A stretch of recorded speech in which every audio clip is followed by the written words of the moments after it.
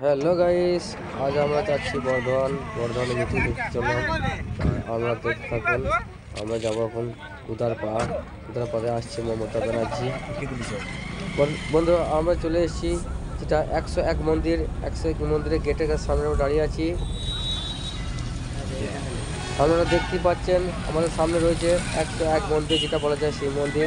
সেই সাইকেল দাঁড়িয়ে আছে। আমরা আপনাদেরকে দেখাবার চেষ্টা করছি। অনেক মেয়ে ছেলে ওখানে বসে আছে মন্দিরের সামনে, তার চেষ্টা করছি জুম করে দেখাতে। বন্ধুরা, আমরা দাঁড়িয়ে আছি এখন নবাহাট বাস স্ট্যান্ড চলে এসেছি। বাস স্ট্যান্ড থেকে আমরা এবার যাবো মিটিং খেলা। আপনারা দেখেন, আমরা এবার সামনে দিকে এগিয়ে যাবো। তা বন্ধুরা, পানি পড়তে লেগেছে, আকাশে বৃষ্টি নেমে গেছে, তার জন্য আমরা একটু দাঁড়ালাম।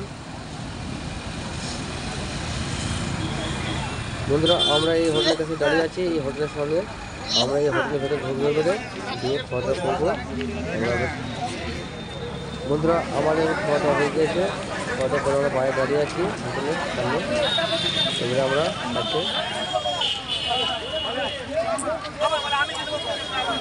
আমরা এবারে গুদারপাড় রওনা হবো।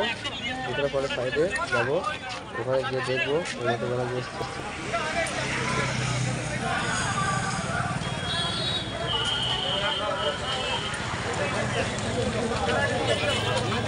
আমরা এবারে যাচ্ছি মিটিং তলা দিয়ে। আমরা বর্ধমান এই হাইওয়ে রোড ধরে নিয়েছি, রোড যাচ্ছি।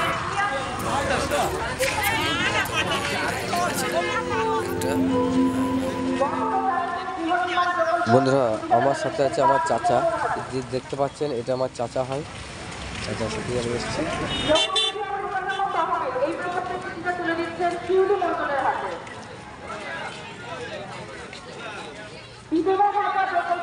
মাননীয় মুখ্যমন্ত্রী তুলে দিয়েছেন তার নামের কথা।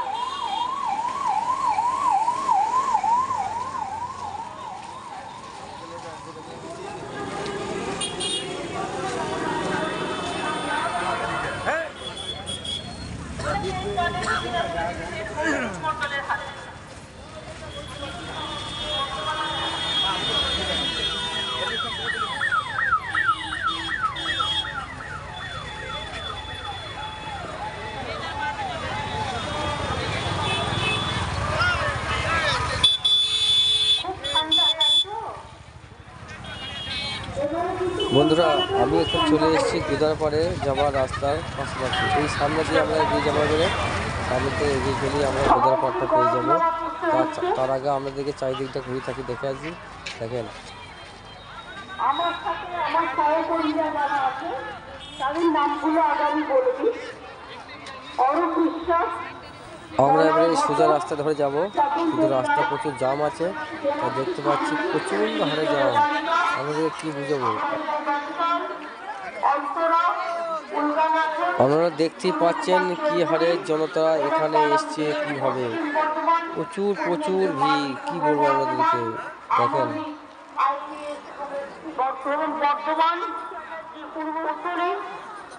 রবীন্দ্রনাথ চ্যাটার্জি কাটুয়া। আমরা মিটিং তলা পৌঁছে গিয়েছি।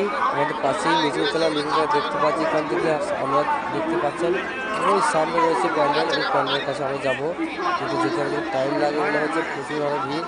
এখানে একটা গাড়ি শুধু আটকে আছে, এই গাড়িগুলো পাস করার জন্য চেষ্টা করছে পুলিশে, কিন্তু এত ভিড় পাসটা হচ্ছে না। তাই আস্তে আস্তে গাড়িটা পাস হচ্ছে।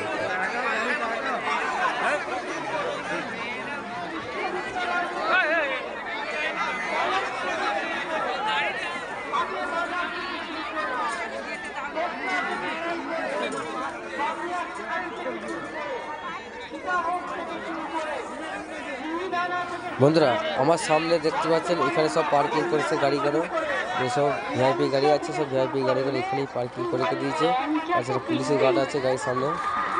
আর বর্ধমান স্টেশনে গাড়ি থামলে মিহিদানা সীতাভক্ত কিনবে।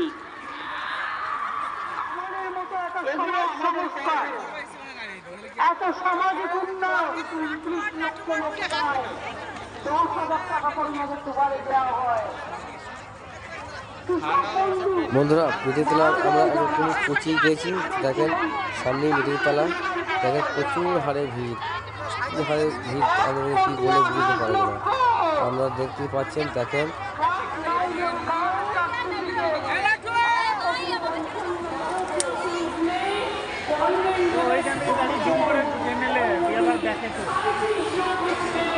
আশা করছি মমতা ব্যানার্জিকে মানে সামনে থেকে দেখতে পাবো না আমরা, তাই ভাবছি যে কী করে কী দেখবো, তাই আপনাদেরকে দেখাতে পারছি না। তা আমি যতটা পারবো চেষ্টা করবো জুম করে মমতা ব্যানার্জিকে দেখায়, আপনারা ফলো করবেন, তাহলে দেখতে পাবেন।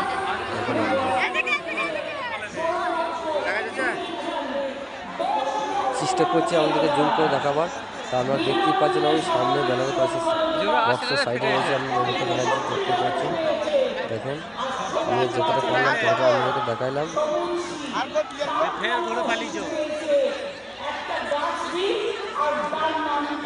গাছের নামের সাথে মিলে যায়, আর তার যখন 18 বছর বয়স হবে, সে 18 বছরে স্বাবলম্বী হবে, গাছটা স্বাবলম্বী হবে, গাছটা প্রায় 4-5 লক্ষ টাকার দাম হয়ে যাবে। এছাড়াও অনেক সময় আমি দেখেছি মানুষ মরে গেলে মৃতদেহ একটা সাদা কাপড় দেওয়ার খরচা থাকে না, তাই মারা গেলেও আমরা 25 থেকে 30 টাকার মধ্যে আমরা সেটা মানুষকে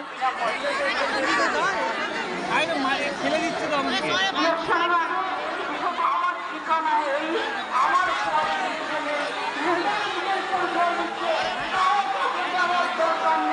এটা আপনার নিজের আছেন দেখি আপনার স্বাধীনতা আমরা নিয়ম করে দিয়েছি। 60 বছর দেখার প্রয়োজন নেই, তার নামটা নিয়ে আসুন, তার সার্টিফিকেটটা নিয়ে আসবেন, একটা থাকলে অন্যরা পেয়ে যাবে। আপনাদের জিএসটি ট্যাক্স আমাদের ঘাট ধরে ট্যাক্সটাকে নিয়ে যায়, জিএসটি ট্যাক্স মনে রাখবেন, নকুল নামা কিনতে যাবেন সেখানেও বলবে জিএসটি ট্যাক্স। খুচরো দোকানদারদের খুব অসুবিধা হয় কেন, মানে সব জায়গায় নিয়ম করতে হবে। আন্দোলন আদিবাসীরা নিয়ম করে এখানে আমি মানুষকে শিখতে জানি।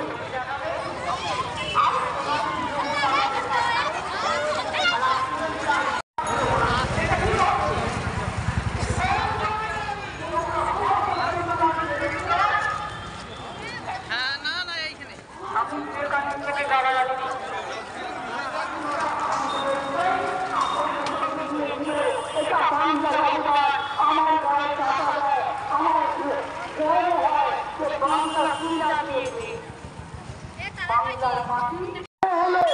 প্রকৃত সভ্যতার ইতিহাসের পাতায় আছে কত সংস্কার, তাই বাংলার ঘরে ঘরে হবে না, বাংলা চলবে নতুন করে, বাংলা চাইবে নতুন দিবে। এটাই হোক আমাদের আগামী দিনে আগামী জীবনের সবচেয়ে